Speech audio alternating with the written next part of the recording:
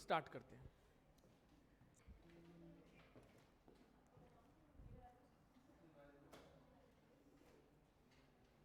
तो चलिए शुरू करते हैं।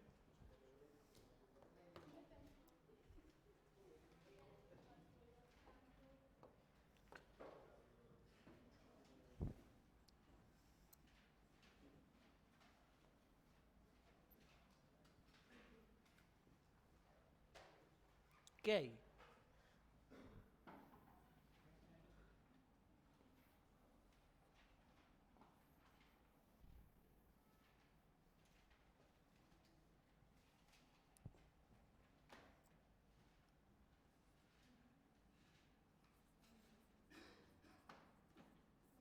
ग्लूकोज हो गया, ये कौन सा हो गया? ग्लूकोज।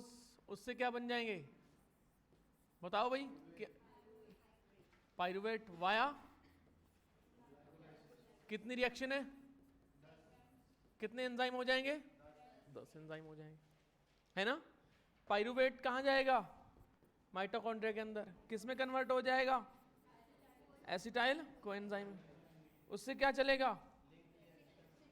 लिंक रिएक्शन का रिजल्ट है एसिटाइल कोएंजाइम में। सिट्रिक एसिड साइकिल चलेगा। सिट्रिक एसिड साइकिल का रिजल्ट क्या होगा? टोटल NADH और FADH और GTP, जो कि बाद में किस में कन्वर्ट हो जाएगा? ATP में। समझ में आया? 2 एसिटाइल कोएंजाइम है तो 6 NADH, 2 ये और 2 ये, ठीक है। पाइरुवेट एसिटाइल कोएंजाइम में से कितने निकले थे? 2 NADH, क्योंकि पाइरुवेट कितने थे? 2 थे। यहां पे भी कितने हो गए? 4 ATP निकले और 2 NADH। फिर उसके बाद है सारे सारे जो NADH है ये कहाँ जाएंगे? ये इलेक्ट्रॉन ट्रांसपोर्ट चेन में जाएंगे। Complex 1, complex 2, complex 3 and complex 4। और इसके बाद कौन सा आ जाएगा? कॉम्प्लेक्स 5 आ जाएगा। कॉम्प्लेक्स 1 भी क्या करेगा? कॉम्प्लेक्स 3 और कॉम्प्लेक्स 4 क्या करेंगे? H+ की कंसंट्रेशन को कहाँ बढ़ा देंगे? इंटरमेम्ब्रेन स्पेस में, ठीक है। वापस इसी को यूज करके H+ की उसको यूज करके हम क्या बनाते हैं? ATP। बट यहाँ पे क्या होती है? ऑक्सीजन इसमें एंटर करती है और इस टाइप की ATP फॉर्मेशन को हम क्या बोलते हैं? ऑक्सीडेटिव फॉस्फोरिलेशन बोलते हैं। और जो डायरेक्ट ATP बन रही थी, जो यहाँ पे बन रही है डायरेक्ट ATP और जो यहाँ पे बन रही है डायरेक्ट ATP, ये क्या होती है? सबस्ट्रेट लेवल होती है। डायरेक्ट सबस्ट्रेट से क्या हो जाती है? ATP बन के रेडी हो जाती है। तो यहाँ पे भी अगर देखा जाए तो 4 ATP बन रही है, 4 फॉस्फोरिलेशन रिएक्शन हो रही है, सबस्ट्रेट लेवल फॉस्फोरिलेशन रिएक्शन हो रही है। बट यहाँ पे एक समस्या ये है कि 2 ATP यहाँ पे क्या हो रही है? इन्वेस्ट हो रही है। तो प्रॉफिट कितना हो रहा है टोटल? किसका कितने का हो रहा है? 2 का हो रहा है अपने को, ठीक है। ये पूरा पूरा पाथवे है। ये 10 रिएक्शन हमने देखी थी कैसे ग्लूकोज से ग्लूकोज 6 फॉस्फेट बनता है, ठीक है। अब हम ओवरव्यू देख लेते हैं ग्लाइकोलाइसिस का। ग्लूकोज से ग्लूकोज 6 फॉस्फेट, फिर फ्रक्टोज 6 फॉस्फेट, फिर क्या जाएगा? फ्रक्टोज 1,6 बिस फॉस्फेट, फिर क्या हो जाएगा? Glyceraldehyde 3 phosphate dihydroxy acetone phosphate. ये भी किस में कन्वर्ट हो जाएगा? इसमें कन्वर्ट हो जाएगा। ये क्या बनाएगा? 1,3 BPGA। इसके बाद क्या बनेगा? 3 PGA। फिर इसके बाद क्या बनेगा? 2 PGA। और इसके बाद क्या बनेगा? पैप। और इसके बाद क्या बनेगा? Pyruvic acid. यही तो है। कौन सी बड़ी बात होगी भाई? क्या टेंशन है इस? इतना था, लिख लिख के भी रिएक्शन याद कर सकते हो आप, जरूरी थोड़ी ना है, ठीक है। यहाँ पे ATP खर्च हो रही है, यहाँ पे भी ATP क्या हो रही है? खर्च हो रही है। ये पेसमेकर एंजाइम है, हमने बात की थी, ठीक है। और इसके बाद क्या बोलते हैं? यहाँ पे इनऑर्गेनिक फॉस्फेट एंटर कर रहा है और NADH क्या हो रहा है? निकल रहा है। यहाँ पे क्या बोलते हैं? 2 हैं, सारे के सारे क्या हैं? अब डबल डबल रिएक्शन चल रही है सबके सब, ठीक है। अब 1,3 BPG से एक फॉस्फेट कहाँ चला गया? ATP बनाएगा। तो पूछ लिया था कि ATP कहाँ बन रही है, ठीक है। फिर इसके बाद है फॉस्फो के बाद पाइरुवेट है, यानी फॉस्फेट कहीं ना कहीं तो क्या है? यहाँ पे भी क्या बन जाएगी? ATP। ऑब्वियसली कितनी बनेगी? 2 बनेगी। यहाँ पे भी कितनी बनेगी? 2 बनेगी। टोटल कितनी बन गई? 4 बन गई। NADH कहाँ निकल रहा है? यहाँ निकल रहा है। जहाँ NADH निकल रहा है वहाँ पे एंजाइम को हमने क्या बोल दिया? Dehydrogenase enzyme. क्या बोल दिया हमने? डिहाइड्रो।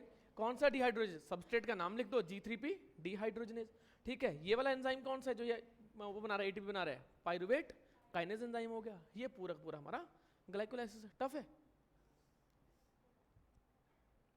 रिवीजन करनी है, टफ करने की जरूरत नहीं है। एक बार रिवीजन कर लो, हो गया काम खत्म। ये ग्लाइकोलाइसिस का ओवरव्यू था। ग्लाइको मतलब ग्लूकोज, लाइसिस मतलब ब्रेकडाउन ग्लूकोज का। आखिर बात यह कि फ्रक्टोज कैसे एंटर कर सकता है। लोग कहते हैं कि सर फ्रक्टोज एंटर नहीं कर सकता, तो फ्रक्टोज से एक एटीपी खर्च करके क्या बनता है, फ्रक्टोज 6 फॉस्फेट, यानी इस केस में भी एटीपी खर्च होगी ही होगी। फ्रक्टोज भी साइड में एंट्री कर सकता है, ग्लूकोज भी एंट्री कर सकता है, ग्लूकोज 6 फॉस्फेट भी कर सकता है, ग्लूकोज 1 फॉस्फेट भी ग्लूकोज 6 फॉस्फेट में कन्वर्ट होकर एंट्री कर सकता है, यानी कि मेजर पाथवे है ये। इसके बाद क्या आता है, वो बात करता है किसकी, लिंक रिएक्शन की। तो लिंक रिएक्शन में पाइरूवेट वो किस में कन्वर्ट हो जाता है, जो कि 3 कार्बन वाला है, ठीक है, वो किस में कन्वर्ट हो जाएगा, 2 कार्बन वाले एसिटाइल कोएंजाइम ए में हो जाएगा। ऑब्वियसली यहाँ पे क्या होगा, NADH अपने को मिलेगा NAD प्लस से, और याद रखना इस केस में क्या होता है, कार्बन डाइऑक्साइड भी निकलती है। तो ये डिकार्बोक्सिलेशन रिएक्शन है। कौन सी है, ऑक्सीडेटिव डिकार्बोक्सिलेशन, यानी कि ऑक्सीडेशन भी हो रहा है और डिकार्बोक्सिलेशन भी हो रही है। ऑक्सीडेशन का मतलब क्या है, NADH बन रहा है, H यहाँ से निकल के NAD के पास जा रहा है, तो क्या हो गया, ऑक्सीडेशन हो गया। तो पाइरूवेट का ऑक्सीडेशन भी हो रहा है और डिकार्बोक्सिलेशन भी हो रही है। तो ऐसे स्टेप जहाँ पे NADH भी बनती है और कार्बन डाइऑक्साइड भी बनती है, उसको हम क्या बोलते हैं, ऑक्सीडेटिव डिकार्बोक्सिलेशन। अब इसके बाद एसिटाइल कोएंजाइम ये क्या करेगा, अब जो 2 कार्बन वाला है वो ऑक्जेलो एसिटिक एसिड, जो कि 4 कार्बन वाला एक सबस्ट्रेट है, उससे क्या बना लेगा, वो कितना लगेगा आपको क्या लगता है, 1 2 3 4 5 और 6 कार्बन वाला क्या बना लेगा, सिट्रिक एसिड बना लेगा। कौन सा बना लेगा, सिट्रिक एसिड बना लेता है। समझ में आया। इस केस में क्या लगता है, एंजाइम का नाम क्या है, सिट्रेट को बनाने वाले का नाम क्या हो गया, citric acid synthetase.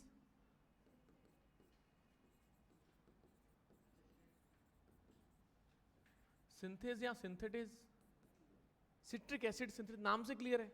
Citric acid synthase कितना टफ है नाम ये। सिट्रिक एसिड को बनाने वाले का नाम क्या रख दिया हमने, सिट्रिक एसिड सिंथेटेज रख दिया, ठीक है। बस ये क्वेश्चन क्या आते हैं, एंट्रेंट कौन है,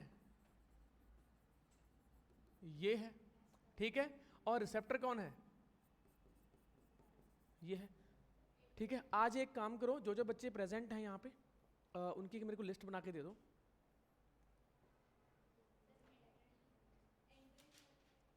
एंट्रेंट, एंट्री करने वाला, एंट्रेंट, हाँ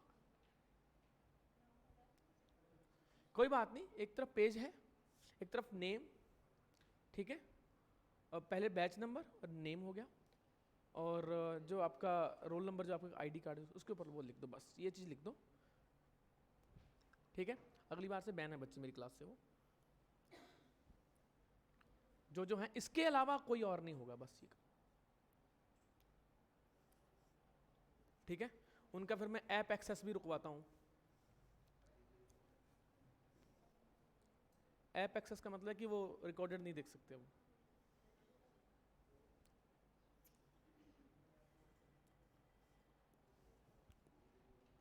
तो चलो भाई शुरू करते हैं, ठीक है। आगे फॉरवर्ड करते जाना, आगे वो करते जाना, फॉरवर्ड करते जाना।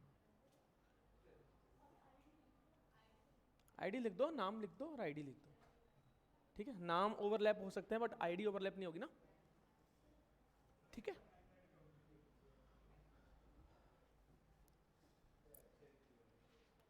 और जो ओपन चैलेंज मॉक टेस्ट होगा वो भी उनको प्रोवाइड नहीं होगा,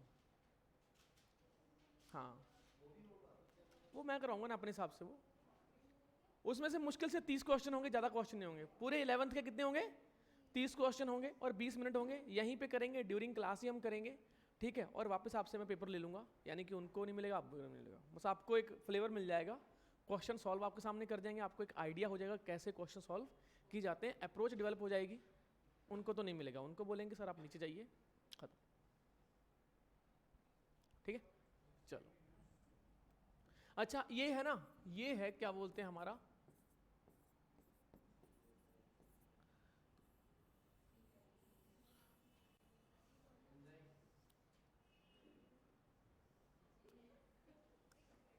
ठीक है,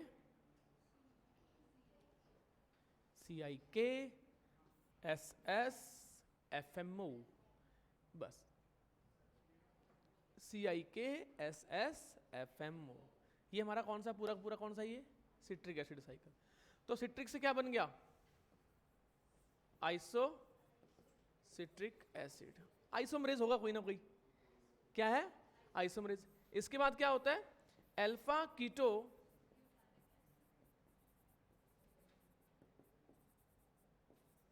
अच्छा आप मेरे को ये बताओ, अल्फा कीटो ग्लूट्रिक एसिड ना 5 कार्बन वाला है, जबकि ये वाला 6 कार्बन। अच्छा ये आपको याद करना जरूरी है भाई, ये बहुत याद करना जरूरी है। ये 6 कार्बन है, ये 6 कार्बन है, तो ये 5 कार्बन है। एक कार्बन कहां चला गया, किस में चला गया, CO2 में चला गया। और साथ साथ यहां पे एक और बनता है Na, होगा कोई डिहाइड्रोजनेस, होगा कोई डिहाइड्रोजनेस, हटानी है, ठीक है। तो यहां पे बताओ भाई, ऑक्सीडेटिव डिकार्बोक्सिलेशन है ये, एंजाइम का नाम क्या होना चाहिए जो NADH निकाल रहा है, डिहाइड्रोजन। सबस्ट्रेट का नाम क्या है, तो क्या हो गया, आइसोसिट्रेट डिहाइड्रोजनेस। इतना भी नहीं कर सकते क्या, आइसोसिट्रेट डिहाइड्रोजनेस, समझ में आया? तो ये क्या हो गया, अब इसमें 6 कार्बन थे और 5 कार्बन रह गए, तो एक कार्बन किस में चला गया, CO2 में, और यहां पे बन गई एक NaDH2। आइसोमरेज है, isomerization, citrate isomerase, citric acid isomerase, substrate के हिसाब से पीछे क्या लगा दो, आइसोमराइजेशन। बस जिंदगी इतनी आसान है, कोई टफ नहीं है जिंदगी। इसके बाद है अल्फा कीटो ग्लूट्रिक एसिड। अब क्या करता है, ये किस में कन्वर्ट होता है, सक्सिनल कोएंजाइम ए में। किस में होता है, सक्सिनल कोएंजाइम ए में। ये 4 कार्बन है, तो क्या लगता है, CO2, और फिर से क्या निकलेगी इसके साथ, NaDH। तो क्या लगता होगा कोई,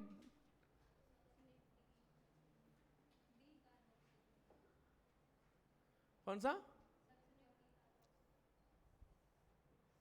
इसमें यहां पे थोड़ा सा क्या बोलते हैं हमारा, सक्सिनल कोएंजाइम ए। ये कितने कार्बन वाला है, 1 2 3 एंड 4। यहां पे भी क्या निकल रही है, वही CO2 निकल रही है, और यहां पे भी क्या निकल जाएगी, NaDH।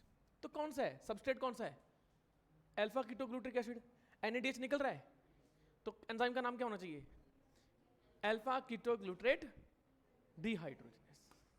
बस अल्फा कीटो ग्लूट्रिक एसिड डिहाइड्रोजनेस, ये हो गया एंजाइम का नाम, ठीक है। इसके बाद किसमें बढ़ता है आगे, वो क्या बन रहा है अब, सक्सीनेट्स बनता है। क्या बनता है, सक्सीनेट। नहीं है, सारे स्टेप नहीं, सारे स्टेप नहीं है। सक्सीनेट हो गया, फिर उससे क्या बन गया, फ्यूमरिक एसिड बनता है। क्या बनता है, फ्यूमरिक एसिड बनता है, सक्सीनेट से फ्यूमरिक एसिड बनता है। अब मेरे को ये बताओ, इसमें जो FADH निकलती है, इसमें क्या निकलती है, अब बताओ, ये 4 कार्बन है, ये 4 कार्बन है, ये 4 कार्बन है, और इसके बाद क्या आएगा, मैलिक एसिड, वो भी क्या है, 4 कार्बन है, और ये भी क्या है, 4 कार्बन। अब लगता है कोई निकलेगी कार्बन डाइऑक्साइड, कार्बन कहीं से निकल रहा है, तो क्या डिकार्बोक्सिलेशन हो रही है स्टेप। बस कितने डिकार्बोक्सिलेशन स्टेप होते हैं क्रैब साइकिल में, ये पूछ ली जाता है, 2। समझ में आया? यहां पे FADH निकल गई। याद करना, एक सक्सिनेटेड डिहाइड्रोजनेस एंजाइम कहीं सुना था हमने, कहां था, इलेक्ट्रॉन ट्रांसपोर्ट। एकमात्र ऐसा एंजाइम जो मैट्रिक्स की बजाय इनर माइटोकॉन्ड्रियल मेम्ब्रेन पे पाया जाता है, उसका नाम है सक्सिनेट। PYQs में कम से कम 5-7 बार पूछा जा चुका है। एकमात्र ऐसा एंजाइम कौन सा है जो इनर माइटोकॉन्ड्रियल मेम्ब्रेन पे मिलता है, जबकि क्रैब साइकिल भी चला रहा होता है। समझ में? कम से कम ये 5-6 बार पूछा हुआ क्वेश्चन है, क्योंकि हमने देखो कॉम्प्लेक्स 2 को सक्सिनेट डिहाइड्रोजन बोला था। कल वाले नोट्स में देखना, कॉम्प्लेक्स 2 लिखाया था कि नहीं लिखाया था मैंने, और कॉम्प्लेक्स 2 क्या कर रहा है वो देखना।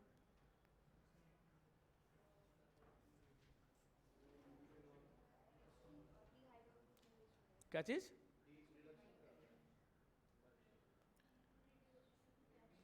रिडक्शन नहीं करवा रहा, ऑक्सीडेशन करवा रहा है, FADH2 निकलवा रहा है वहां से। तो अब लगता है देखो, एक FADH2 भी आ गया।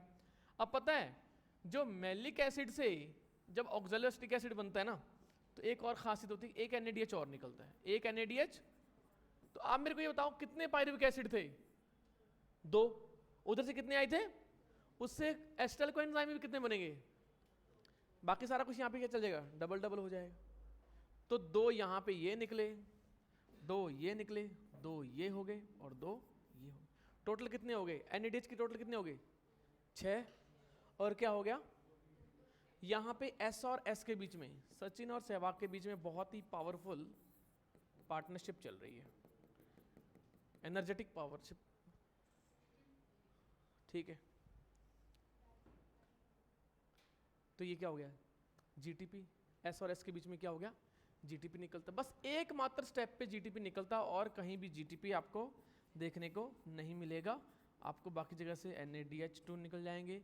और जो सक्सिनेट और फ्यूमरेट से है वहाँ पे हमने पढ़ा ही था, इससे FADH निकलेगा। ये एक रैब साइकिल है। ठीक है, ओवरव्यू दोबारा देखते हैं, कर लिया आपने? ठीक है, ओवरव्यू देख लेते हैं।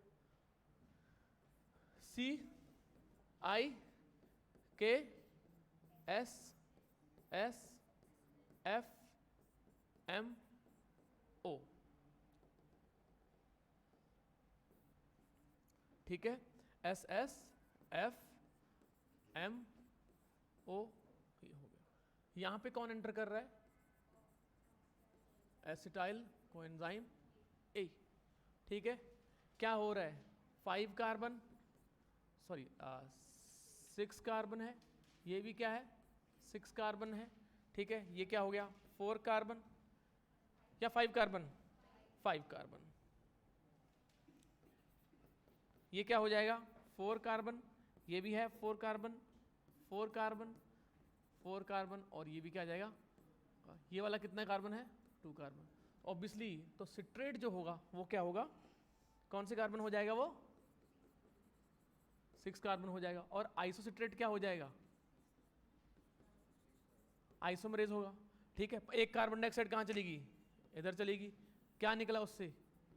NADH2। ठीक है, इसके बाद फिर से यहाँ पे क्या निकल जाएगी? CO2। और क्या निकल जाएगा? NADH2। ठीक है, यहाँ पे इससे क्या निकल जाएगी? GTP निकल जाएगी। ठीक है, इसके बाद सक्सिनेट से फ्यूमनेट से क्या निकल जाएगा? FADH2 निकल जाएगा। ठीक है, और मैलिक एसिड से यहाँ पे क्या निकल जाएगा? NADH2 निकल जाएगा। यही चीज़ तो है, यही क्रैब साइकिल है। कितने, अगर यहाँ पे 2 कार्बन वाले हैं, अगर 2 एसिटाइल कोएंजाइम A से वाया क्रैब साइकिल कितने NADH निकल रहे हैं? 6 NADH निकल रहे हैं। और 2 क्या निकल जाएंगे? FADH2। और 2 क्या निकल जाएंगे? GTP oblique ATP। एक ही बात है। हर एक उससे कितनी ATP बनती हैं? एक NADH से तो कितना हो गया? 18। ये कितना हो गया? और ये कितना हो गया? 2। टोटल कितने हो गए? 24 ATP। अब ग्लाइकोलाइसिस काउंट कर लेते हैं। ग्लाइकोलाइसिस से अब मेरे को ये बताओ, एंड लिंक रिएक्शन। ग्लाइकोलाइसिस से NADH कितने निकलते हैं? 2। हर एक से ATP कितनी बनती है? कितने हो गए? ठीक है, ATP नेट प्रॉफिट कितना निकलता है? 2। लिंक रिएक्शन से NADH कितने निकलते हैं? 1 निकलता है। लिंक रिएक्शन कितनी हो रही होती है? 2। तो कितना हो गया? 6 ना, 6 ATP। कितना हो गया टोटल? ये तो सिर्फ और सिर्फ ग्लाइकोलाइसिस है। तो अब बताओ, काउंट करके बताओ कितना हो गया? 6 2 8 14। टोटल कितना हो गया? 14। यहाँ पे कितना था? 8 ATP।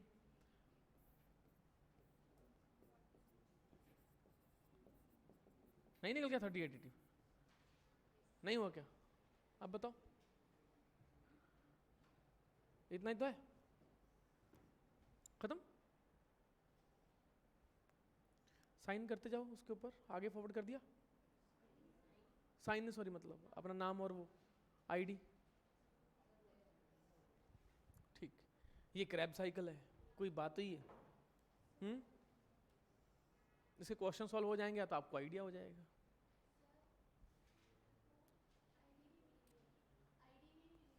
कोई बात नहीं, आप नाम लिख देना, हाँ नाम लिख देना। इसके बाद क्या है, प्लांट ग्रोथ एंड डेवलपमेंट में, plant growth and development 3 part में डिवाइडेड है। ग्रोथ, डिफरेंशिएशन, डी डिफरेंशिएशन वो ऑलरेडी हम कर चुके हैं। एक एनवायरमेंटल प्लास्टिसिटी के बारे में हमें देखना है, ठीक है। और दूसरे नंबर हमें देखना है कि टाइप ऑफ ग्रोथ एक कौन सी होती है, आरक्यू वैल्यू। आरक्यू वैल्यू तो यार ये है टोटल कितना वो क्या बोलते हैं, ऑक्सीजन यूज हुए, ऑक्सीजन प्रोड्यूस हुए, वो रटाफिकेशन है, वो समझने वाली बात नहीं है वो चीज। आरक्यू समझने वाली बात में कुछ है, आरक्यू में कुछ समझने वाली बात में कोई दिक्कत तो नहीं आ रही आपको? रेशियो ही तो है, oxygen used and carbon dioxide produce, that's it, nothing, है ना। आगे बढ़ते हैं हम। अब हम बात कर लेते हैं टाइप्स ऑफ ग्रोथ में। अब उससे पहले plant growth and regulators and developments में अगर हम देखते हैं कि जो है, अगर हम बात कर लेते हैं इसमें एनवायरमेंटल प्लास्टिसिटी की बात हम कर लेते हैं। प्लास्टिसिटी क्या होती है?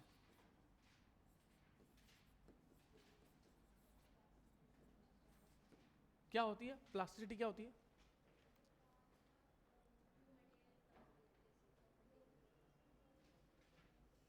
प्लांट के केस में वो इलास्टिसिटी होती है, वो जो खींचने वाला इलास्टिसिटी होती है। प्लास्टिसिटी क्या होती है?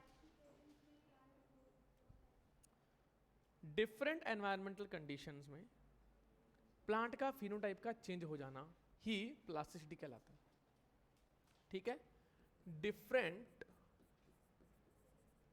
कंडीशंस और फेजेस, तो डिफरेंट फिनोटाइप यानी कि दिखने में कैसा दिखता है, phenotype, phenotype different phenotype, now this that is called plasticity. ये 2 टाइप की होती है अगर देखा जाए तो, ठीक है। ये 2 टाइप की होती है, एक होती है डेवलपमेंटल या फिर फेजेस वाली, और एक कौन सी होती है दूसरे नंबर पे, एनवायरमेंटल। अब इसमें आप समझ में आ जाएगा, इजीली समझ में आ जाएगा, कोई दिक्कत नहीं है। फॉर एग्जाम्पल आपने धनिया तो खाया होगा,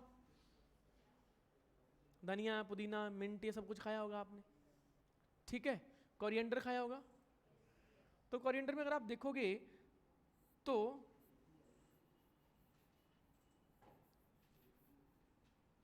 स्टार्टिंग में जो पत्ते होते हैं ऐसे होते हैं, बाद में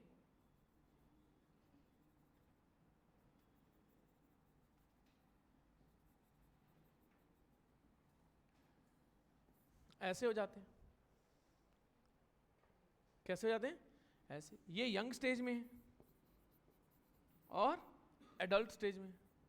यंग यानी कि यंग स्टेज में लीफ कुछ डिफरेंट थे और एडल्ट स्टेज में कुछ डिफरेंट है, आपने देखा होगा उसमें।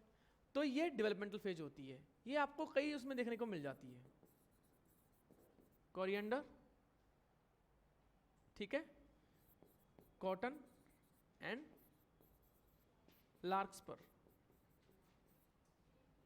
यंग में डिफरेंट है, एडल्ट में डिफरेंट है, इसको बोलते हैं प्लास्टिसिटी।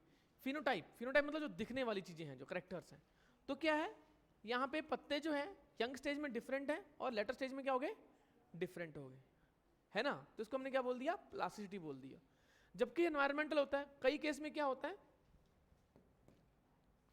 कुछ प्लांट्स जो होते हैं उनके जो लीव्स हैं वो पानी के अंदर वाली अलग होती हैं और जो बाहर वाली हैं वो अलग हैं। बाहर तो उनको कोई दिक्कत नहीं है, देखो बढ़िया चल रहा है, परफेक्ट है।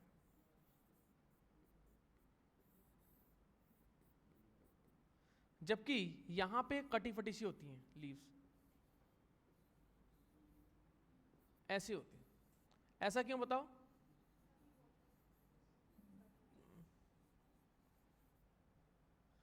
प्लांट तो एक ही है, वाटर में डिफरेंट है,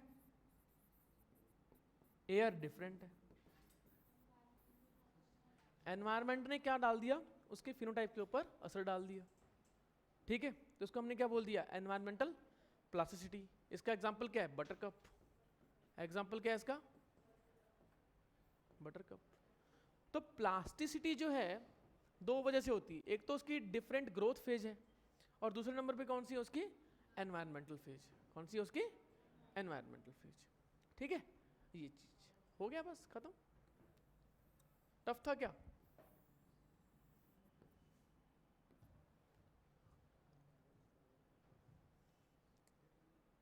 एग्जाम्पल पूछे जाते हैं, which of the following is a example of environmental plasticity, which of the following is not an example of developmental plasticity. Guess पे इसके वही एग्जाम्पल कौन सा आता है? Buttercup. ये तो CCL है हमारा, एक होता है IPL, ये क्या है? CCL। ठीक है, रह गया क्या? Butter cup. बटर कप बाद में है, एनवायरमेंटल की वजह से। क्यों है? क्योंकि हवा में तो क्या बोलते हैं इनको, हवा पत्तों कुछ नहीं होता है, पानी के करंट की वजह से जो बड़े पत्ते हैं वो टूट जाते हैं। तो क्या होता है, यहाँ पानी ऐसे कट के निकल जाए, उस साइड से निकल जाए तो पत्ते टूट जाते हैं, ऐसे करके क्या हो जाते हैं? डाइवर्सिफाई से हो जाते हैं। ठीक है, ब्रांचिंग हो जाती है उनकी, सो दैट कि वो पानी के बहाव से ना टूटें। ठीक है, तो ये क्या हो गया हमारा? प्लास्टिसिटी हो गया। इसके ऊपर क्वेश्चन आया हुआ है, VVIP क्वेश्चन है, आपको कहीं ना कहीं आपको शॉर्ट देखने को इसमें मिल जाता है। प्लांट ग्रोथ एंड डेवलपमेंट पता है क्या होता है? एक और होता है, देखो इसमें हमारे दो टाइप के हार्मोन्स हैं, PGR दो टाइप के हैं। कौन कौन से दो टाइप के हार्मोन्स हैं? कौन से हैं?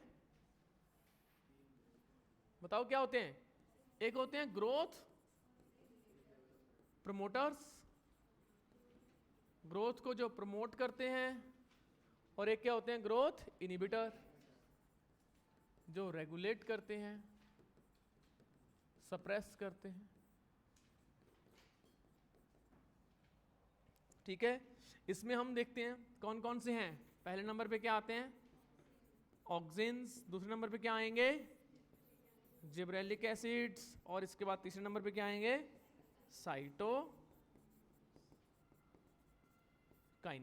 इसके बाद इस वाले में कौन से हैं? इसमें आ जाता है हमारा सबसे पहले एब्सिसिक एसिड, और दूसरे नंबर पे क्या आ जाएगा? Ethylene can show growth promoting activity also,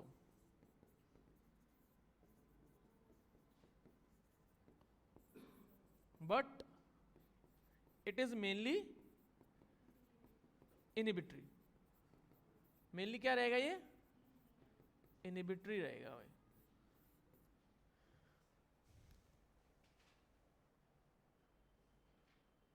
समझ में आया कि नहीं है? वहां पे क्या कमर, ये भी ठीक है। तो दोनों टाइप के क्या बोलते हैं हमारे जो हैं? ग्रोथ प्रमोटर्स हैं, और ये ग्रोथ इनहिबिटर इन जनरल। ठीक है, अब इसको हम ना 1 बाय 1 देखते जाएंगे तो आपको क्लियर होता जाएगा चीज़ें। ऑक्सीजन के बारे में देख लेंगे, ऑक्सीजन के उसके जो क्वेश्चंस कैसे कैसे आते हैं वो देख लेंगे, फंक्शंस के बारे में देख लेंगे।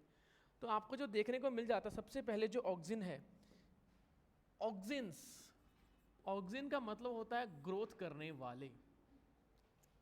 ठीक है, ये जो है ये एक्चुअल में सबसे पहले आइसोलेट किसने किया था इसको? First isolated by FW Went. जबकि इसके ऊपर एक्सपेरिमेंट किसने किए थे?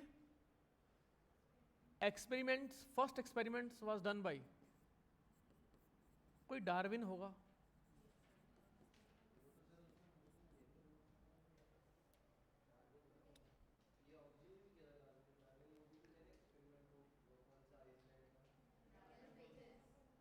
साइंटिस्ट है यार, काम तो करेंगे ना। हमने 11वीं भी की, हमने 12वीं भी की, हम आगे और भी करेंगे, वो काम करेंगे ना वो चीज़। तो जो फर्स्ट एक्सपेरिमेंट्स है सबसे पहले किसने किया था? Francis Darwin, junior Darwin and Charles Darwin. तो जूनियर डार्विन कौन सा है? ये डार्विन का बेटा था, इसने एक्सपेरिमेंट किए थे along with the Charles Darwin.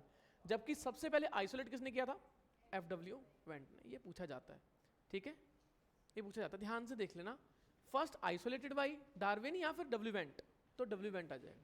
देख सकते हो आप, क्लियर NCERT मेंशन करती है, छुपा हुआ रुस्तम है, डिस्कवरी में आता है। ठीक है, ये हो गया ऑक्सिन। तो ऑक्सिन यहाँ पे दो टाइप के मिल जाते हैं आपको। कौन कौन से मिलते हैं? एक होते हैं नेचुरल और एक होते हैं सिंथेटिक। ठीक है, एफडब्ल्यूएंट्स फ्रॉम ओट,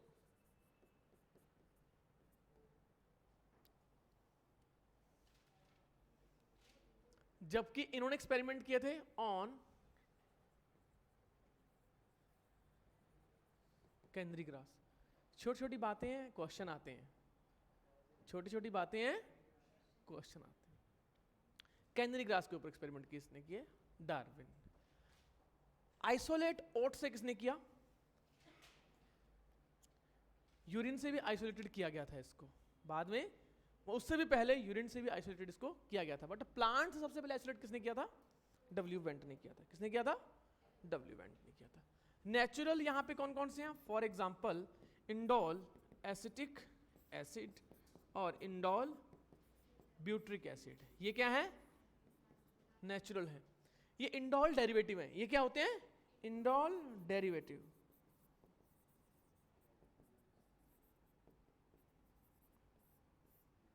सिंथेटिक जो है आप देख सकते हो 2,4 डाइक्लोरोफिनॉक्सी एसिटिक एसिड। अच्छा, फिनॉक्सी क्या होती है? ऑक्सीजन कहाँ होता है? नीचे होता है कि ऊपर होता है? Phenoxy oxygen 2,4 1 2 4 chloro 2,4 dichlorophenoxy acetic acid. ठीक है,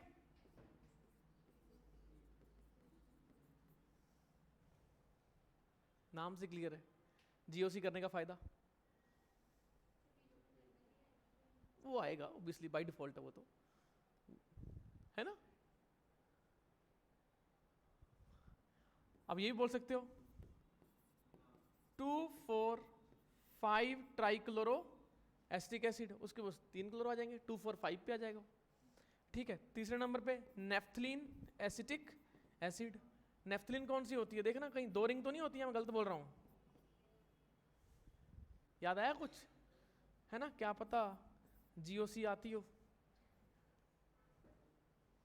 या नहीं आती। जीओसी है? नहीं आती? डब्बा गोल, जीओसी में डब्बा गोल। No sir, yes sir.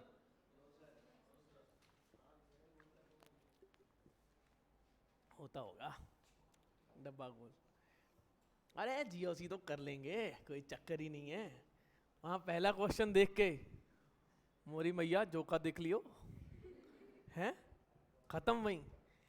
Naphthalene है तो साथ में एसिटिक एसिड ग्रुप भी लगेगा ही लगेगा, नहीं लगेगा क्या? कौन सी बड़ी बात होगी भाई इसमें? पर जी हमें तो मारने हैं Ratte. Which of the following is not a synthetic oxin? Indole acetic acid and indole pyruvic acid. ये जो नेचुरल होते हैं डिराइव्ड फ्रॉम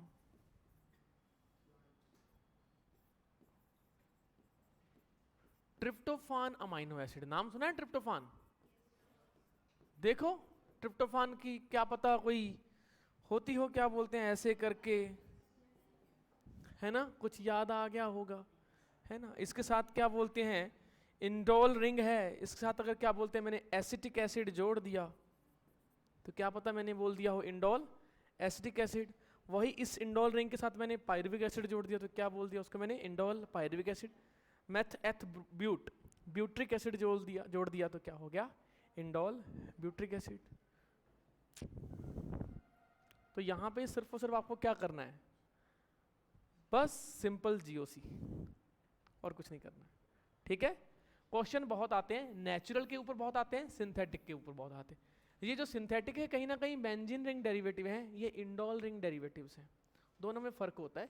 ये नेचुरल ट्रिप्टोफान से आती है इंडोल रिंग, जबकि इनको सिंथेसाइज किया जाता है।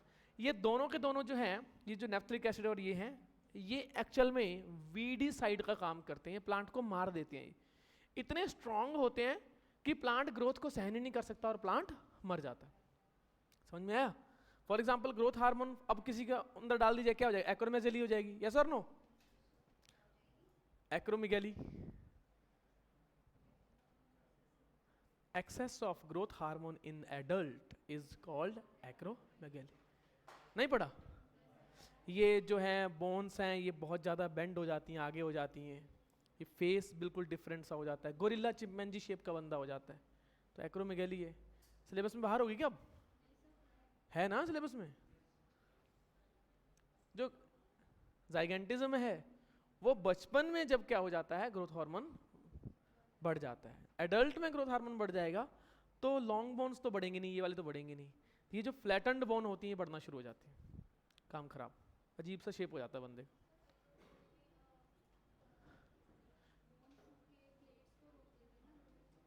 नहीं नहीं, ये जो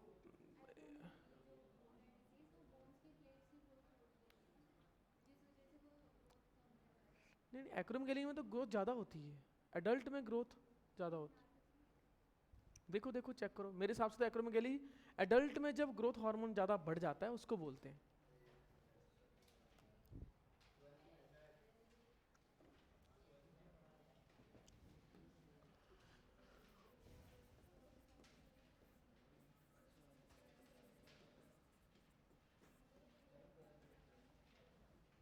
ऑक्सिन फंक्शन क्या है?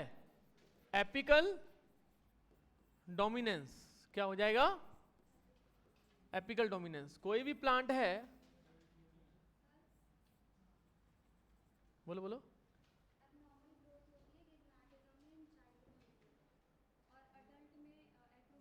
हाँ एडल्ट में, वही तो मैं कह रहा था, एक्रोमेगेली होती है, वही तो मैं कह रहा था, जाइगेंटिस में होती है जो बचपन में हो जाती है, ओवर सिक्रेशन।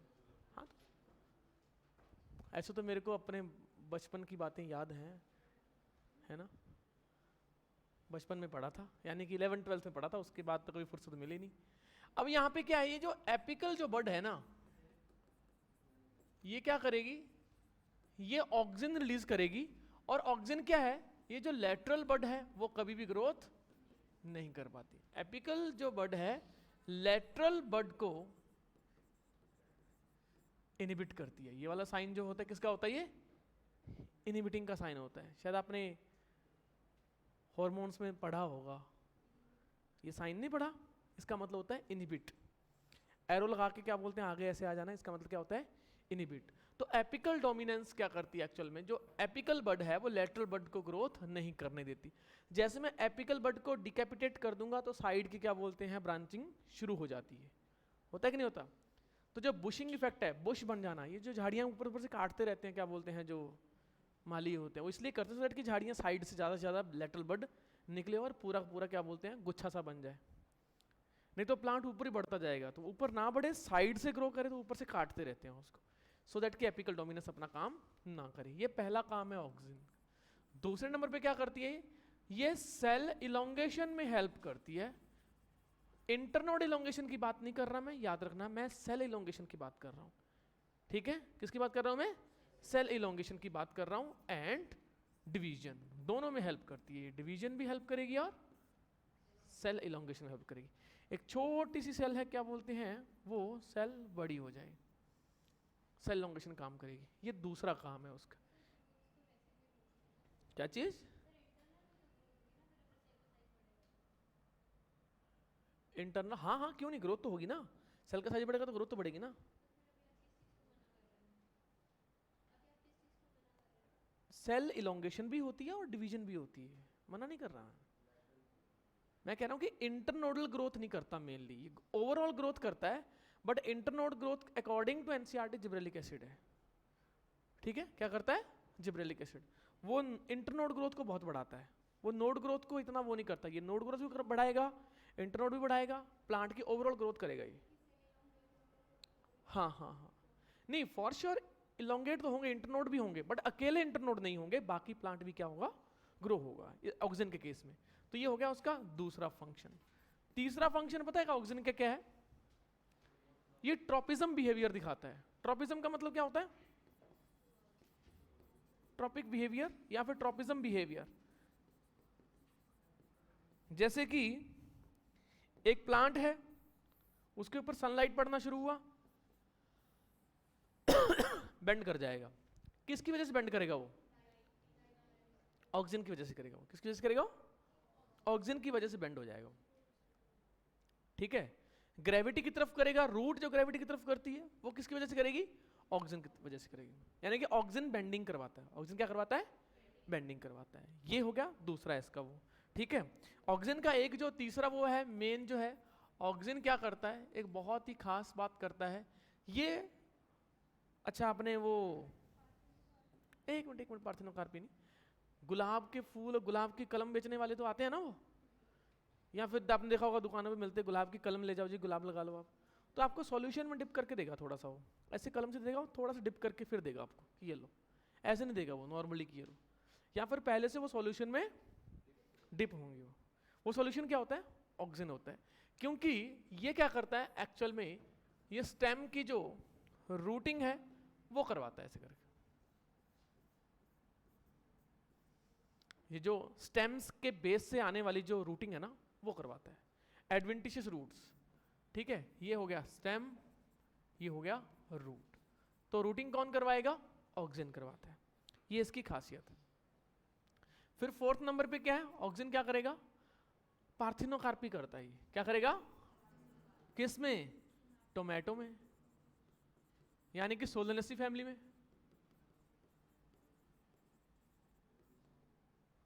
किस में करेगा? सोलेनेसी फैमिली में करेगा। आ जाओ इधर, आ जाओ आ जाओ आ जाओ आ जाओ, खड़े तो हो जाओ, आ जाओ। हाँ हाँ, और कौन है?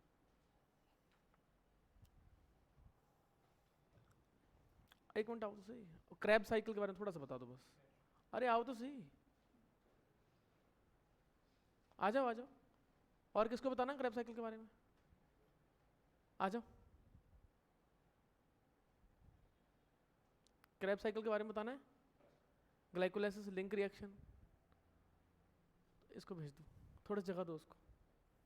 हाँ, आ जाओ आ तो जाओ। अरे मान लिया करो बात, आ जाओ आ जाओ आ जाओ, वेट कर रहा हूँ, आ जाओ।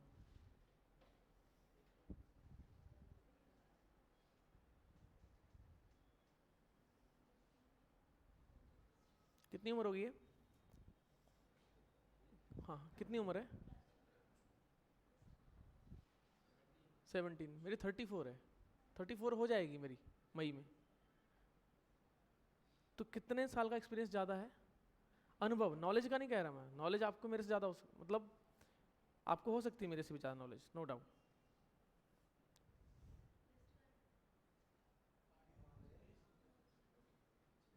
तो फिर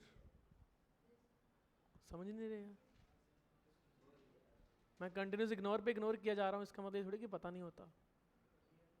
रिपीट नहीं होनी चाहिए सेम चीज़, है ना? पीछे साइड में रिपीट नहीं होनी चाहिए चीज़। एक एक क्वेश्चन के ऊपर बन जाएगा, देख लेना। ऐसे काम नहीं करते हैं। इट्स बेटर कि आप ढंग से सुन लो, और नहीं सुनना है तो कोई दिक्कत नहीं, आप टेंशन मत लो। आप अभी भी जा सकते हो, आप नीचे आराम से बैठो या घर चले जाओ। क्यों टेंशन, इतना प्रेशर लेके क्यों बैठे हो, है ना? और कोई लगता है कि अगर आपको कहीं जाना है तो आप जा सकते हो, कोई टेंशन नहीं है उसको। एनीबडी?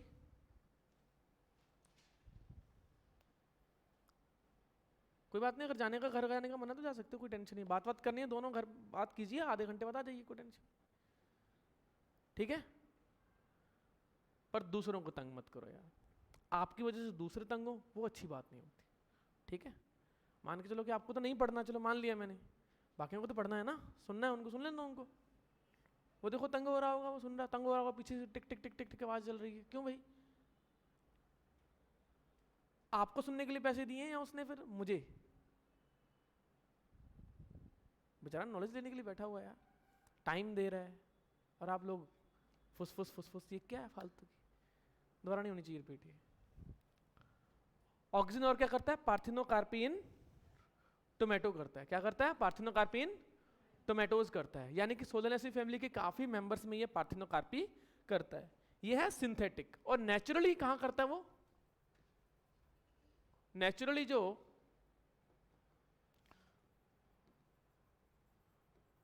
पार्थिनोकार्पी इन बनाना, यानी कि बनाना में पार्थिनोकार्पी करने के लिए ना जरूरत नहीं पड़ती ऑक्सीजन को स्प्रे करने की। उसमें नेचुरली ही ऑक्सीजन क्या होता है, बहुत हाई कंसंट्रेशन में होता है और पार्थिनोकार्पी हो जाती है। ये नेचुरल की बात हो रही है, ठीक है। पार्थिनोकार्पी का मतलब क्या होता है? फॉर्मेशन ऑफ फ्रूट्स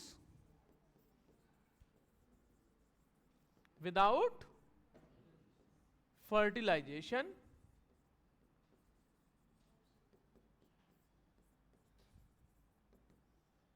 सीड भी नहीं होता उसमें, फर्टिलाइजेशन नहीं है तो सीड भी नहीं, ठीक है। फ्रूट बन जाएगा, यानी कि ओवरी से डायरेक्ट क्या बन जाएगा? फ्रूट बन जाएगा, फर्टिलाइजेशन की जरूरत नहीं पड़ेगी। समझ में आया? इसको हम क्या बोलते हैं? पार्थिनोकार्पी। इसी वजह से केले में क्या बोलते हैं? सीड नहीं होते। अगर होते तो क्या होता? फिर आप केले को ऐसे खा रहे होते हैं, ऐसे नहीं खाते आप, पहले काटते, फिर उसको क्या बोलते हैं? सीड निकालते, फिर आप वो फॉर्क से खा रहे होते। समझ में आया कि नहीं आया? क्या पार्थिनोकार्पी अनार के लिए बेटर है? अनार में खाने वाली चीज ही क्या है? सीड। तो इज इट गुड फॉर अनार? नो। वहां एडिबल चीज ही क्या है? मैं चलाऊं यार, अनार चाहिए, सीडलेस अनार चाहिए, लगा दिया, स्प्रे कर दिया सीड के ऊपर, ऑक्सीजन स्प्रे कर दिया मैंने, चल रहा है, बढ़िया काम चल रहा है। अनार खोले, सीड नहीं, हरा हरा रह गया, क्या करेंगे उसका? अचार डालेंगे? बस अचार ही डाल सकते हैं, ठीक है। उसको काट के 4 पार्ट करो, क्या कर दो? अचार डाल दो, दैट्स इट। और तो कुछ कर ही नहीं सकते। समझ में आया? एक सिंगल क्वेश्चन इससे पूछे जाते हैं। और ये फ्लावरिंग भी करता है पाइनएप्पल में। क्या करता है? फ्लावरिंग भी करता है पाइनएप्पल में। नहीं, इंड्यूस करना पड़ता है, induce the flowering in pineapple. यहां पे पता है एक कंफ्यूजन फंस जाती है यहां पे सेम काम कौन कर रहा होता है? इथाइलिन कर रहा होता है, बट वो फ्लावरिंग तो करता है, सिंक्रोनाइज भी करता है, यानी कि सारे फ्लावर इकट्ठे आए और सारे फ्रूट इकट्ठे बने। समझ में आया कि नहीं आया? वो सिंक्रोनाइजेशन करता है कि सारे फ्लावर भी इकट्ठे बने और फ्रूट भी बाद में उनसे इकट्ठे बने। कौन करता है? ये इथाइलिन करता है। समझ में आया? और ऑक्सीजन की एक और बहुत ही खासियत बात है, आपने देखा होगा कि जो घर पे कई बार क्या बोलते हैं, हमने जो अमरूद का छोटा सा पौधा लगाया होता है, उसमें अमरूद क्या होते हैं? कच्चे गिर जाते हैं, यस और नो? वो कभी मैच्योर हो ही नहीं पाते, कभी वो राइपन्ड नहीं हो पाते। तो उसमें किसकी कमी है? ऑक्सीजन की कमी है। तो ऑक्सीजन क्या करेगा? उसका जो है अर्ली फॉल रोक देगा, उसका अर्ली फॉल को प्रिवेंट करता है, जिसकी वजह से क्या हो पाता है? एक्चुअल में अर्ली फॉल को प्रिवेंट करने की वजह से एक्चुअल में फ्लावर मैच्योर होता है, और मैच्योर होने की वजह से क्रॉप यील्ड ज़्यादा बढ़ता है, फायदा होता है किसानों को। समझ में आया? तो ऑक्सीजन को स्प्रे किया जाता है इस बेस पे। आपने देखा भी होगा कई बार क्या बोलते थे, हमारे घर में एक पेड़ लगा होता था, वो उसके क्या होते थे कि अमरूद छोटे से होते, गिर जाते कच्चे से, हरे वाले, घर वाले हरे अमरूद ही खा रहे हैं, अब क्या करें भाई, मजबूरी है भाई, आरी लेके लगे रहे हो काटने के लिए, वो कटते भी नहीं जल्दी जल्दी, वो है ना, देखे होंगे आपने, स्क्लेरीड की वजह से ये भी एक समस्या है। फिर एक क्या बोलते हैं, एक माली आया और उसने क्या बोलते हैं रूट के पास सॉल्यूशन सा डाला, निकल गया। तो घर वालों का फोन आया, कहते वो अमरूद के पौधे को कोई दिक्कत नहीं है, अब दवाई डाल दी है। मैंने कहा दवाई? व्हाट इज दवाई? मैंने कहा, फिर मैंने कहा उसको बोलना कौन सी दवाई डाली है। वो कहता दवाई डाल दिया, कीड़े लग गए थे बहुत फ्रूट। मैं कहा भाई सुन सुन, ओ भाई इधर इधर, कौन सा डाला है ये तो बताओ, सॉल्यूशन कौन सा डाला है।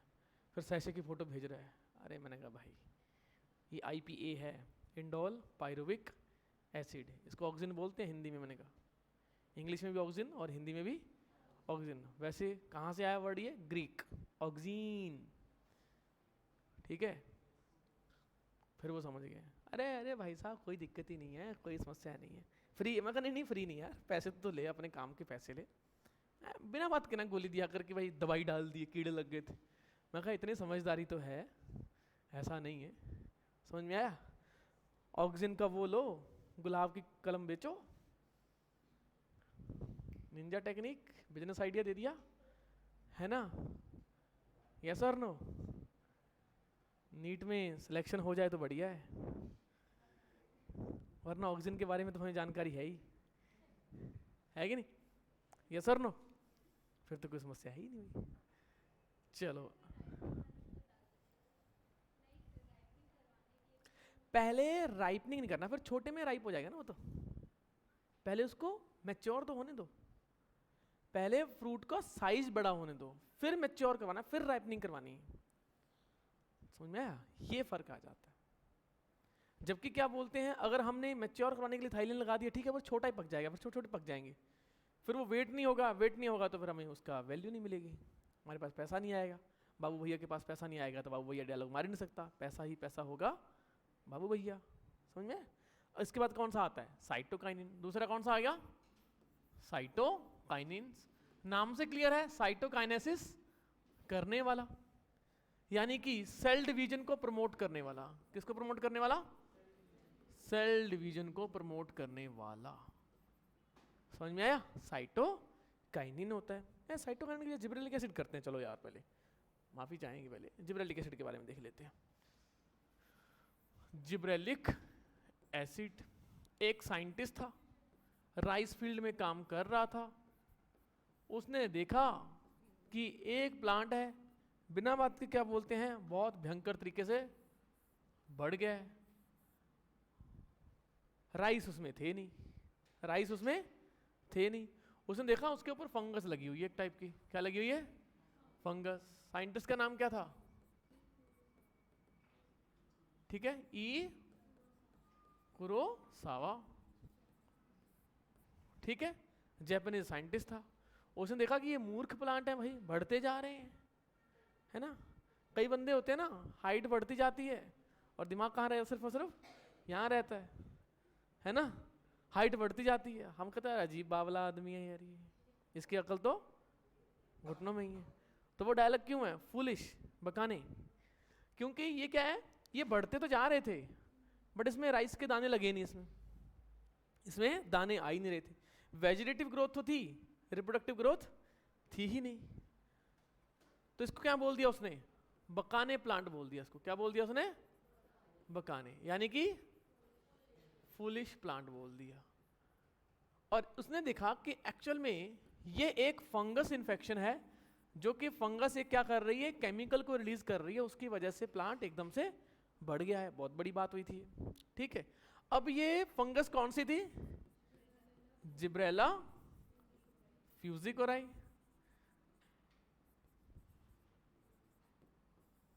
ठीक है, जिब्रेला फ्यूजिकोराई एस्कोमाइस्टिस की मेंबर थी। ये क्या बोलते हैं, क्या कर रही थी, रिलीज कर रही थी? Gibberellic acid 3। मोस्ट स्टडीड कौन सा है और सबसे पहला जो फाइंड आउट होने वाला कौन सा है? जिब्रेलिक एसिड 3 है, GA1 नहीं है, GA1 नहीं है। सारे के सारे जिब्रेलिक एसिड एसिडिक होते हैं, नाम से क्लियर है, जिब्रेलिक एसिड। तो अभी तक कितने से भी ज्यादा आपको मिल चुके हैं जिब्रेलिक एसिड? 100 से भी ज्यादा जिब्रेलिक एसिड अपने को मिल चुके हैं। GA1, GA2, GA3 and GAN number, यानी कि 100 से भी ज्यादा टाइप के अपने को जिब्रेलिक एसिड अपने को मिल चुके हैं। ठीक है, इसका काम क्या है? इसका काम ये है कि सबसे पहले क्या बोलते हैं, जो छोटे छोटे जो इंटरनोड हैं उनका क्या बोलते हैं, ग्रोथ बढ़ाना उनकी। तो किस में फायदा करेगा? शुगर केन में फायदा करेगा ये? यस और नो? ये इंटरनोडल ग्रोथ बढ़ा रहा है। क्या बढ़ा रहा है ये? इंटरनोडल ग्रोथ बढ़ा रहा है, ये खासियत है इसकी, इंटरनोडल ग्रोथ बढ़ा रहा है। ठीक है, और किसका डेरिवेटिव है ये?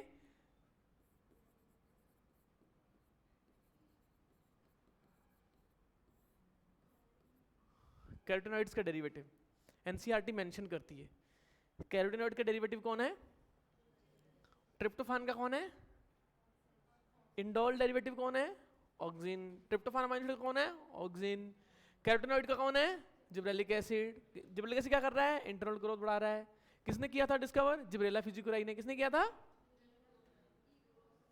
जिब्रेला फ्यूजिकोराई ने डिस्कवर किया था। ई कुरोसावा ने किया था। रिलीज कौन कर रहा है, सिंथेसाइज कौन कर रहा था? जिब्रेला फ्यूजिकोराई कर रहा था। ऐसे मार खा जाओगे, जिब्रेला फ्यूजिकोराई लिख के आ जाओगे पहले वहां। ठीक है, यही होने वाला है आगे। अब देख लेते हैं कि इसके फंक्शन क्या है। अच्छा, ऑब्वियसली शुगर केन यील्ड बढ़ाएगा, शुगर केन अप करेगा। क्यों अप करेगा? इंटरनोड ग्रोथ है भाई, फायदा ही करेगा। यस और नो? अब ये मेरे को ये बताओ, जो ओवरऑल ग्रोथ बढ़ाएगा ये? यस, ओवरऑल ग्रोथ प्रमोट करता है। ओवरऑल क्या करता है? ये ग्रोथ करता है। ओवरऑल ग्रोथ भी करेगा, ऑक्सीजन भी करता है, ये भी करता है। ग्रोथ प्रमोटिंग सब्सटेंस है ना, ओवरऑल ग्रोथ ये भी करता है, ठीक है। बट ये मेनली रिस्पॉन्सिबल किसके लिए? इंटरनोडल ग्रोथ के लिए। मेनली होता है और एक इन जनरल होता है। इन जनरल ग्रोथ प्रमोटिंग में आता है, ठीक है। शुगर कैन यील्ड बढ़ाएगा, ठीक है। और वो क्या बोलते हैं, जो ये अंगूर लगे हैं, छोटे छोटे अंगूर से लगे हैं ऐसे करके, ठीक, तो क्या करेगा उसका? ये स्टॉक बढ़ा देगा, स्टॉक की ऐसे करके, तो अंगूर बहुत सारे लग जाएंगे। तो फायदा क्या हुआ? पैसा ही पैसा होगा बाबू भैया, यील्ड बढ़ रहा है, ठीक है। तो किस में आ जाएगा ये? ग्रेप्स के स्टॉक को बढ़ाएगा ये, ओके, ठीक है। तीसरे नंबर पे क्या है ये? एप्पल, ठीक है। एक छोटा सा एप्पल है बेचारा, छुटकू सा एप्पल है, ठीक है, यहां लगा हुआ है, उसकी क्या बोलते हैं? लेंथ नहीं बढ़ रही। तो ये लेंथ ओवरऑल क्या बोलते हैं? बढ़ाने में उसकी हेल्प करता है। बहुत ही घटिया बना, मजा ही नहीं आया।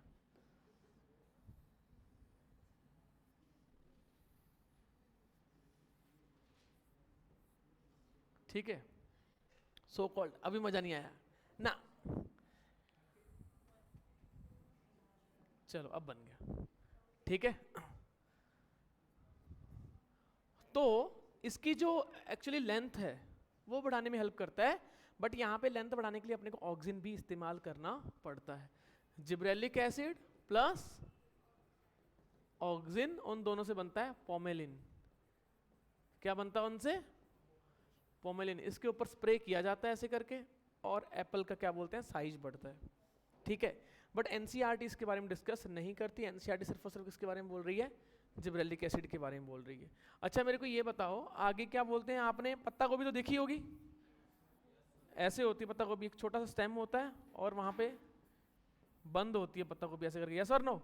सो कॉल्ड इसको हम बंद गोभी बोल देते हैं, क्योंकि बंद होती है, that's why it is called बंद गोभी, ठीक है। इसके छोटे छोटे इंटरनोड हैं, ये क्या है? ये छोटे छोटे इंटरनोड हैं, और इसके ऊपर मैंने क्या कर दिया? स्प्रे कर दिया। कौन सा? Gibberellic acid. अब बताओ ये पत्ता गोभी रही? तो ये फायदा कर रही है कि नुकसान कर रही है? एक किसान का फायदा कर रही है कि नुकसान कर रही है?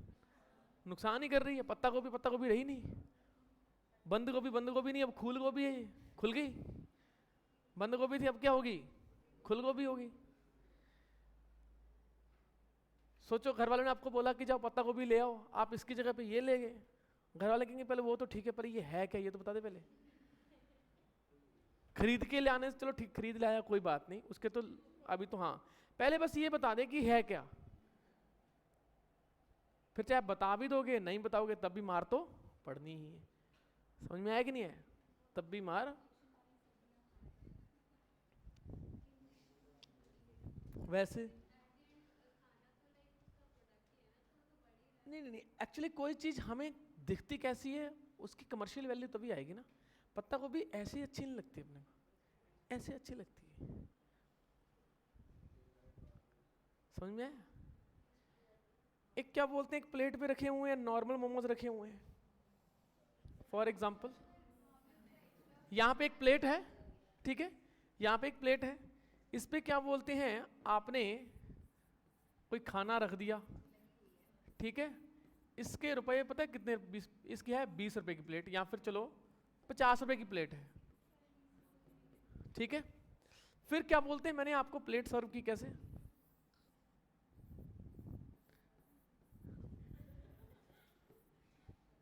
ठीक है, बीच में यहां से छोटे छोटे क्या बोलते हैं ऐसे करके धनिया के पत्ते रख दिए, और मैंने यहां पे क्या रख दिया ऐसे करके? सॉस, ठीक है। इस प्लेट की वैल्यू कितनी रहेगी? That's it. समझ में आया? दैट्स व्हाई दैट पत्ता गोभी इज नॉट गुड गोभी, दिस पत्ता गोभी इज गुड गोभी। समझ में आया? ये फर्क होता है। कमर्शियल वैल्यू किसी भी चीज की तब पड़ती है जब वो चीज दिखने में अच्छी हो।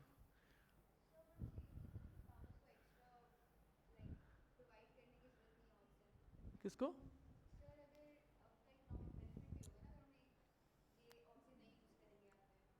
ऑक्सीजन नहीं यूज करेंगे? ऑक्सीजन हम जैसे कि जहां अपने को सीड चाहिए वहां ऑक्सीजन यूज हम नहीं करेंगे। जहां अपने को इंटरनोडल ग्रोथ नहीं चाहिए वहां अपने को नहीं चाहेंगे। हाँ, ये होता है। तो एक्चुअल में क्या होता है, हम ये, मुझे पता है क्यों बोलना चाह रहे हो कि सर फिर क्यों लगाई क्यों रहे हैं, ये इन्फेक्शन है, ये नेचुरल नहीं है। वो उसकी बात कर रहा है कि ऐसा करता है, ऐसा करना चाहिए, वो नहीं करना चाहिए। इस टाइप के प्लांट्स को हम बोलते हैं रोजेट प्लांट। क्या बोलते हैं? Rosette plant. देखो जो गुलाब का फूल सा होता है ऐसे ही होती है, उसके भी इकट्ठे से होती हैं वो जो पेटल्स होती हैं।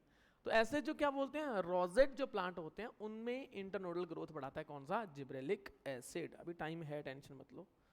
फिर इसके बाद कौन सा आता है हमारा? साइटोकाइनिन। कौन सा आ जाएगा तीसरे नंबर पे? साइटोकाइनिन। नाम से क्लियर है, सेल डिवीजन में क्या करेगा ये? हेल्प कर रहा है। साइटो मतलब काइनिन मतलब डिवीजन, सेल डिवीजन में ये हेल्प करेगा। ठीक है, ये एडेनिन डेरिवेटिव होते हैं। क्या होते हैं ये? एडेनिन डेरिवेटिव होते हैं। ठीक है, एडेनिन डेरिवेटिव्स होते हैं। ये क्वेश्चन आता है कि एडेनिन डेरिवेटिव कौन से हैं? साइटोकाइनिन है। कौन से हैं? एडेनिन कहाँ पे है? एडेनिन कहाँ पे मिलता है? डीएनए में नहीं मिलता? Adenosine, adenine, guanine. तो ये कहाँ से? डीएनए से भी आ सकते हैं। ये किससे आते हैं? ये डीएनए से। जब सबसे पहले क्या बोलते हैं इसको डिस्कवर किया गया था, वो हैरिंग स्पर्म डीएनए से डिस्कवर किया गया था इसको। हैरिंग स्पर्म डीएनए से फर्स्ट आइसोलेटेड।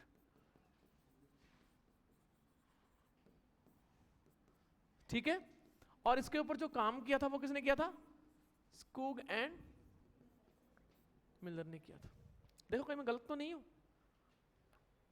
ऑक्सीजन से भी पहले वाले पैराग्राफ में लिखा हुआ है, डिस्कवरी वाला जो पैराग्राफ है उसमें देखना कहीं स्कूग एंड मिलर ने आइसोलेटेड क्रिस्टलाइज तो नहीं लिखा?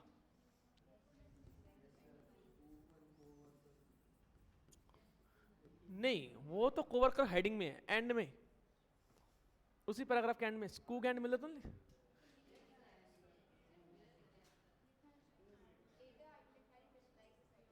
है ना? ठीक है, ये आता है। इसमें क्या बोलते हैं, जो नेचुरल है वो पता है कौन सा है? जिएटिन है प्लांट्स में। किसमें? प्लांट्स में। ठीक है, फिर उसके बाद सिंथेटिक कौन सा है?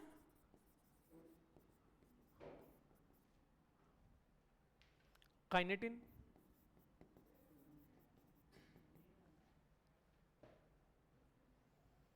क्वेश्चन आते हैं इसके ऊपर, नेचुरल कौन सा, सिंथेटिक कौन सा। सेल डिवीजन में हेल्प करता है। इसकी खासियत पता है क्या है? अब इसके फीचर्स देख लेते हैं हम। साइटोकाइनेटिक सेल डिवीजन में हेल्प करता है, यानी कि रैपिड सेल डिवीजन में हेल्प करता है, बहुत सेल डिवीजन में हेल्प करता है। तो ऑब्वियसली क्या कहां पाया जाएगा ये? Found at meristematic reason.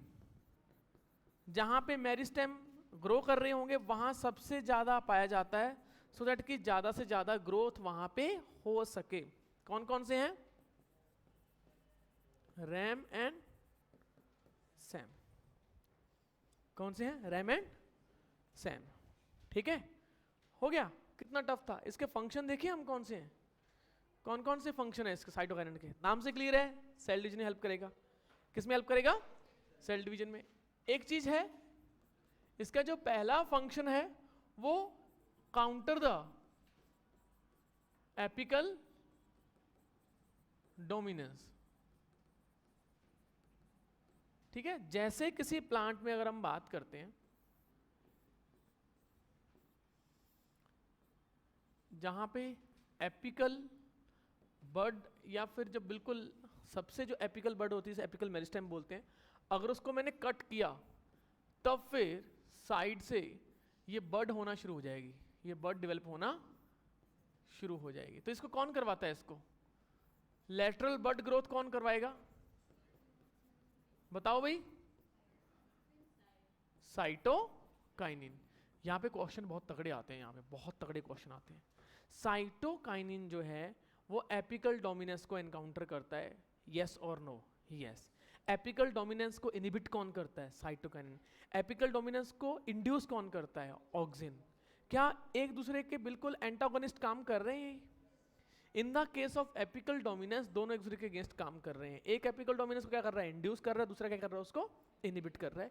ये वीवीआईपी पॉइंट है। ये पूरा का पूरा क्या बोलते हैं, बहुत बार पूछा गया है ये आपको पीवाईक्यूज में देखने को मिल जाएगा। साइटोकाइनिन। फिर दूसरे नंबर पे क्या है, इसके बाद कौन सा आता है दूसरा फंक्शन उसका? ये delay the senescence. Delay the senescence यानी कि किसी प्लांट के ऊपर या किसी प्लांट के पार्ट के ऊपर आपने ये स्प्रे कर दिया तो उसकी सेनेसेंस यानी कि एजिंग क्या हो जाएगी? डिले हो जाएगी। डिले द एजिंग, अगर सिंपल बात करें तो प्लांट की जो एजिंग है उसको सेनेसेंस बोलते हैं। डिले द एजिंग, समझ में आया? Delay the ageing. और फिर उसके बाद क्या है? शेल्फ लाइफ बढ़ाता है ये, किसकी? फ्रूट्स की। शेल्फ लाइफ का क्या चीज? हाँ, डिले द सेनेसेंस, एजिंग एक ही बात है ना।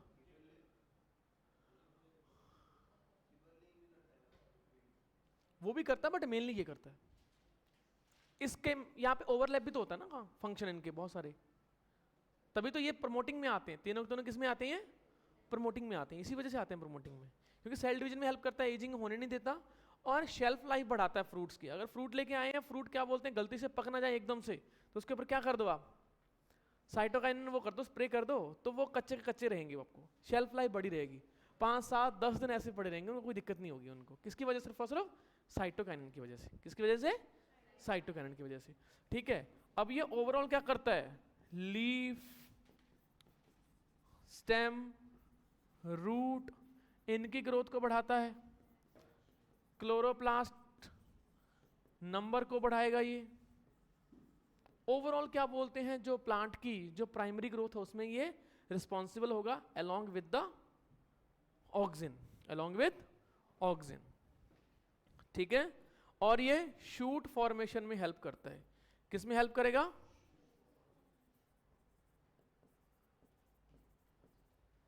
यानी कि प्लांट की जो प्राइमरी ग्रोथ है उसमें बढ़ाता है, शूट ग्रोथ में हेल्प करता है। ठीक है, रूटिंग में हेल्प कौन कर रहा था? करना है भाई, ऑक्सिन कर रहा था। जस्ट उसके उल्टा क्या काम कर रहा है? शूट साइटोकाइनिन, रूट ऑक्सिन, बस इतना याद रख लेना है। ठीक है, एंटागोनिस्ट है इस मामले में, बिल्कुल ये इस मामले क्या है? एंटागोनिस्ट है। एक कैलस जो होता है, कैलस की लीफ में और क्या बोलते हैं जो रूट फॉर्मेशन में हेल्प कौन करता है? ये कैलस हो गया। ठीक है, इसको कौन करेगा? साइटोकाइनिन्स।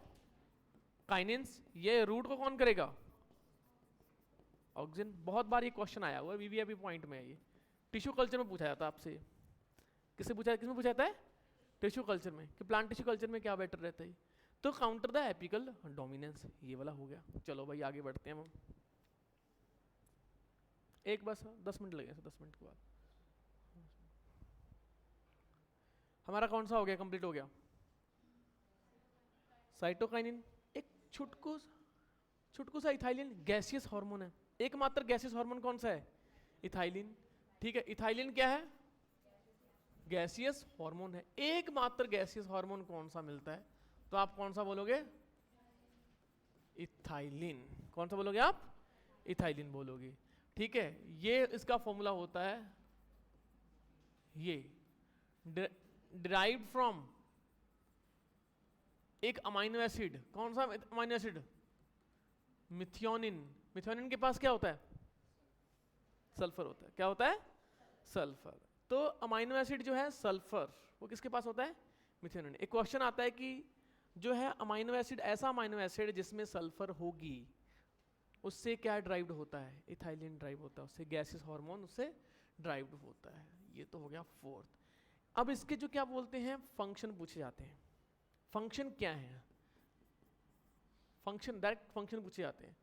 जो एक्चुअल में कोई जो सबमर्ज प्लांट होते हैं, पानी के अंदर सबमर्ज प्लांट होते हैं, फॉर एग्जांपल राइस जो है, तो राइस छोटा सा ना रह जाए कहीं, तो उसको क्या बोलते हैं, उसकी जो ये वाला जो पार्ट है उसको ग्रो करवाएगा वो क्या करेगा? इसको ग्रो करवा देगा,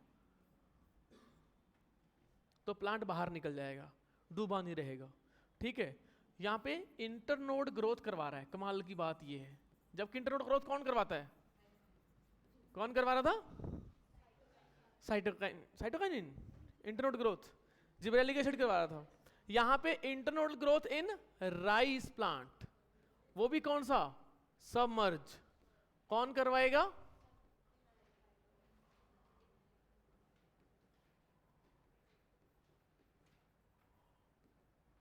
इथाइलिन करवाता है। ये वीवीआईपी पॉइंट है, सब कंफ्यूज होते हैं इसमें।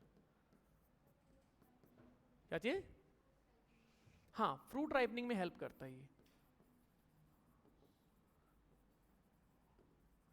ठीक है, एक फ्रूट क्या बोलते हैं जो ग्रीन कलर का है, ठीक है, उसको कलरफुल बनाने में, उसकी पल्पिंग करने में कौन हेल्प करेगा?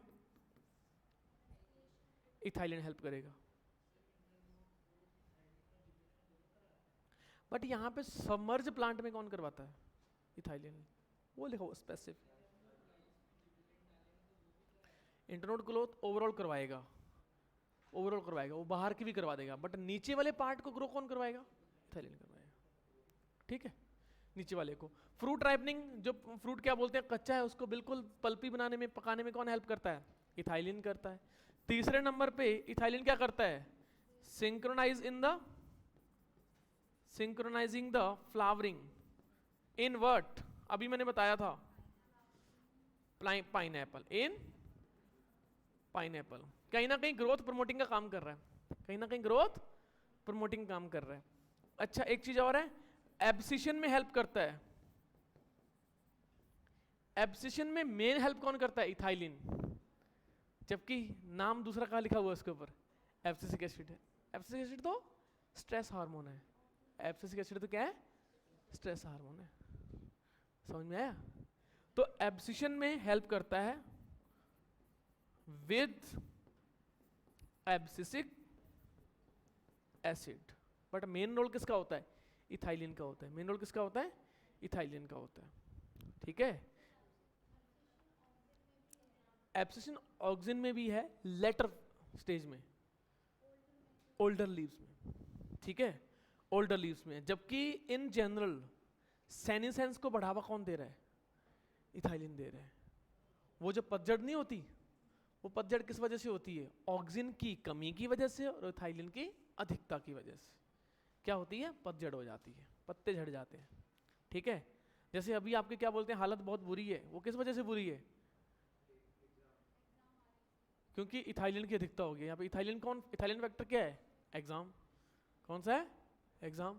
समझ में आया कि नहीं है? तो ये चीज है। इसके बाद क्या बोलते हैं? लास्ट बट नॉट लीस्ट कौन सा है? Abscisic acid.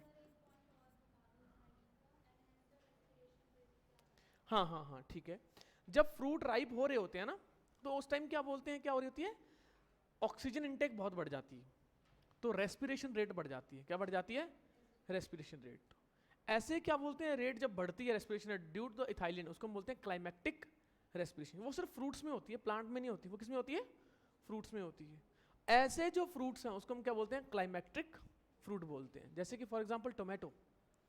अब टोमेटो को रख दोगे, क्या बोलते हैं, नॉर्मल रख दोगे तो वो धीरे धीरे एकदम से लाल हो जाएंगे और एकदम से गर्म गर्म से हो जाएंगे। वो हीट अप हो जाते हैं रेस्पिरेशन की वजह से। किसकी वजह से? रेस्पिरेशन की। उसको बोलते हैं क्लाइमेक्टिक रेस्पिरेशन, या ऐसे फ्रूट्स को हम बोलते हैं climactic fruits. Abscisic acid number 1 stress hormone है, स्ट्रेस हार्मोन है। ठीक है, एंटी जिब्रेलिक एसिड है। कैसे? देखते हैं। ये सीड डॉर्मेंसी को प्रमोट करता है। क्या करता है? सीड को डॉर्मेंट करता है। सीड बढ़िया है, उसको कर दिया डॉर्मेंट सीड। और बिल्कुल उल्टा कौन करेगा? Gibberellic acid. जिब्रेलिक एसिड क्या करता है एक्चुअली बताओगे? जिब्रेलिक एसिड जो है, एक जो डॉर्मेंट सीड है उसको जर्मिनेट करवा देगा। उसको क्या करवा देगा? उसको जर्मिनेट करवा देगा ऐसे करके। डॉर्मेंट सीड को कौन करवाएगा? Gibberellic acid. उल्टा काम कौन कर रहा है? सीड डॉर्मेंसी को कौन प्रमोट करता है? ठीक है, बड डोरमेंसी को कौन प्रमोट करता है? बड को भी डोरमेंट करवा देगा, सीड को भी डोरमेंट करवा देगा। मेटाबॉलिज्म को क्या कर देगा? ये स्लो कर देगा। तो मेटाबॉलिज्म को स्लो कर देगा तो सीड क्या हो जाएगा? डोरमेंट हो जाएगा। बड क्या हो जाएगी? डोरमेंट हो जाएगी। ठीक है, सीड डोरमेंट होने की वजह से अब सीड को टाइम मिल जाएगा मैच्योर होने का। ठीक है, फिर 5-6 महीने के बाद फिर सीड रेडी है किसके लिए? जर्मिनेशन के लिए। उस टाइम कौन काम करता है? फिर जिब्रेलिक एसिड काम करता है। तो एब्सिसिक एसिड जस्ट एंटी जीए है। क्या है? एंटी जी है। ये बहुत बार पूछा जाता है। और स्ट्रेस हार्मोन क्यों बोलते हैं इसको? Because it close the stomata, closure of stomata. किस केस में करेगा? Obviously during the water stress, during the water stress. ठीक है, ड्यूरिंग द वाटर स्ट्रेस क्या करेगा ये बहुत बार पूछा जाता है। और एब्सिशन भी करता है, ये एब्सिशन भी करता है। एब्सिशन तो करेगा करेगा, यानी कि पतझड़, पुराने जो क्या बोलते हैं। खत्म। आपके 2 ही पॉइंट रह गए बस इसमें। कौन कौन से रह गए? फोटोपीरियडिज्म और वनलाइजेशन। क्या चीज? प्लांट को हेल्प कर रहा है, but in general growth inhibitory है। मतलब ग्रोथ हर टाइम नहीं होते रहनी चाहिए ना, ग्रोथ को रोकना भी जरूरी है। प्लांट के लिए जरूरी है ना, ग्रोथ को रोकना भी जरूरी है सही टाइम पे, और सही टाइम पे ग्रो करवाना भी उसका जरूरी है। तो दोनों का बैलेंस बना रहता है। ग्रोथ प्रमोटिंग का भी बैलेंस होना चाहिए, ग्रोथ इनहिबिटिंग का भी बैलेंस होना चाहिए। ठीक है,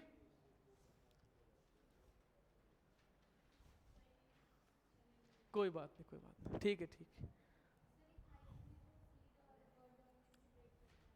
ब्रेक करता है, जबकि यहां पे ये क्या कर रहा है?